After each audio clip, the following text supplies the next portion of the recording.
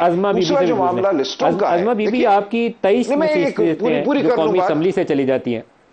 जी, अजमा से पूछना, फिर आप आज दोबारा देखिए जो बात कर लिस्टों लीजिएगा। का अजमा मामला बीबी है ना, 23 नशिस्तें हैं मैं जो सिर्फ कौमी एक असम्बली जुमला से कर दूं। आपके जाएंगी, चलिए, और आपकी 2/3 मेजोरिटी उससे खत्म हो जाती है। जो पिछले चंद रोज से बड़ी यहाँ शोर होगा था कि कायनी तरमीम आनी है जजों को 3 साल देने के लिए, चीफ जस्टिस को खास तौर पर, वो मामला तो मुझे लगता है अब खटाई में पड़ गया।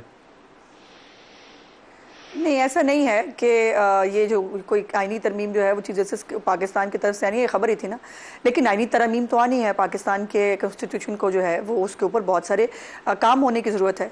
और आज भी अगर आपने तमाम जो पीटीआई के जो लोग हैं उनकी अगर आपने गुफ्तगू सुनी हो, बैरिस्टर गौहर हों या बाकी लोग हों, वो सबका, और इंक्लूडिंग मैंने राजा साहब का भी देखा एक स्टेटमेंट, उनको अपनी सीटों और मैंडेट से ज़्यादा ये फिक्र है कि आईनी तरमीम नहीं आने देनी है हमने हाउस के अंदर।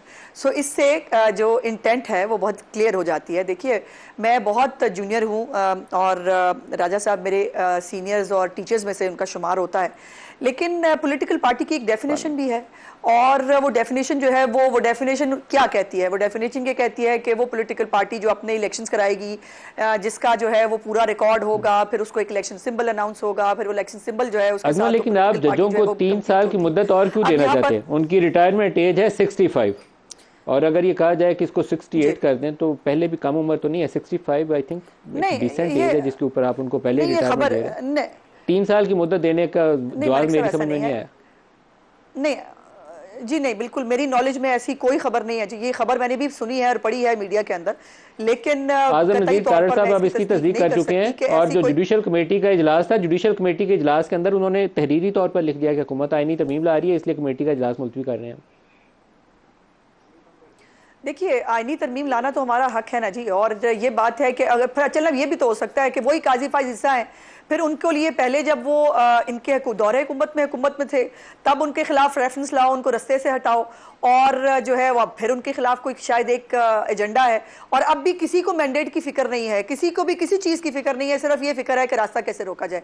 मेरी गुजारिश ये है कि दूसरों को अपनी पता नहीं उनके खिलाफ इस वक्त कौन है, लेकिन आप उनके हक में जो काम करने की कोशिश कर रहे हैं, मुझे लगता है ये पाकिस्तान का मफाद इसमें नहीं है। आमतौर पर जिसको एक्सटेंशन माजी में मिसालें हमारे पास मौजूद हैं, जनरल कियानी ने एक्सटेंशन ली, उनके दौर का जो दूसरी टर्म थी उसके अंदर उनके लिए भी मसाइल पैदा हुए, फौज के लिए भी मसाइल पैदा हुए। जनरल बाजवा ने एक्सटेंशन ली, उनके लिए भी मसाइल पैदा हुए, फौज के लिए भी मसाइल पैदा हुए। एक्सटेंशन को अच्छी चीज़ नहीं है, इसके अंदर तफरीक पैदा हो जाती है, इदारों के अंदर नहीं जाना चाहिए इसके ऊपर। देखिए, मैं इसके ऊपर फर्स्ट हैंड इन्फॉर्मेशन मलिक साहब मेरे पास नहीं है, बिकॉज ये अभी मैं इसके ऊपर कोई कमेंट नहीं कर सकती जब तक कोई चीज़ मैच्योर होकर मेरे सामने ना हो और मुझे इसके ऊपर बात करने के लिए इजाज़त ना मिल जाए। मेरी गुजारिश सिर्फ इतनी है कि आईनी तरमीम और भी बहुत सारी आनी है, लेकिन ये आईनी तरमीम को रोकने के लिए आपको अपनी गलतियां दूसरों पर डाल रहे हैं। अगर आप इलेक्शन नहीं करा सके, अगर आपने तमाम फ्लॉड तरीके से जो है आपने अपने सिंबल का केस लड़ा, पूरी दुनिया ने, पूरे कौम ने वो सरेआम देखा, और उसके बाद आपको इतना, अब कभी में हम इस पार्टी में जा रहे हैं, कभी हम उस पार्टी में जा रहे हैं, और उसके बाद जब एक पार्टी में आप गए, ये बात मुझे ये तो बता दें, एक आखिरी लाइन मलिक साहब, एक आखिरी लाइन, मुझे सिर्फ ये जस्टिफिकेशन बता दें कौन से कानून के तहत जिस पार्टी में ये गए हैं उस पार्टी के चेयरमैन ने खुद अपने पार्टी सिंबल पे इलेक्शन नहीं लड़ा, तो फिर वो पार्टी किस चीज की है?